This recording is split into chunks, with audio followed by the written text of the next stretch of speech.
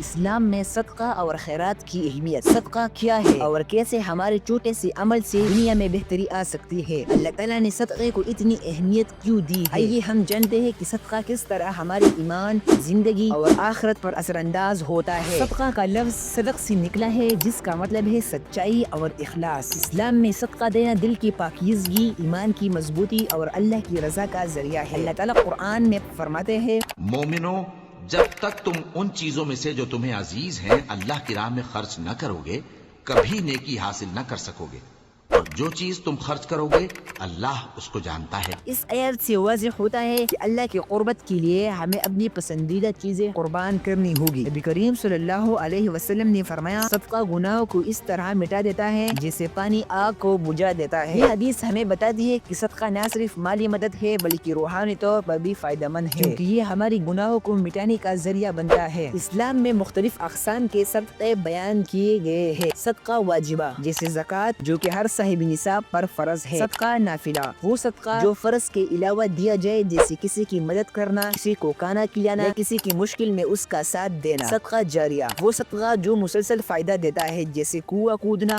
مسجد بنانا یا علم سکھانا۔ نبی کریم صلی اللہ علیہ وسلم نے فرمایا، جب انسان فوت ہو جاتا ہے تو اس کے اعمال منقطع ہو جاتے ہیں سوائے تین چیزوں کے۔ نمبر 1 صدقہ جاریہ، نمبر 2 ایسا عمل جس سے فائدہ اٹھایا جائے، اور نمبر 3 نیک اولاد جو اس کے لیے دعا کرے۔ صدقہ دینے میں اخلاص ہونا چاہیے۔ اللہ تعالیٰ نے فرمایا، مومنو، اپنے صدقات و خیرات احسان رکھنے اور ایزا دینے سے اس شخص کی طرح برباد نہ کر دینا جو لوگوں کو دکھاوے کے لیے مال خرچ کرتا ہے۔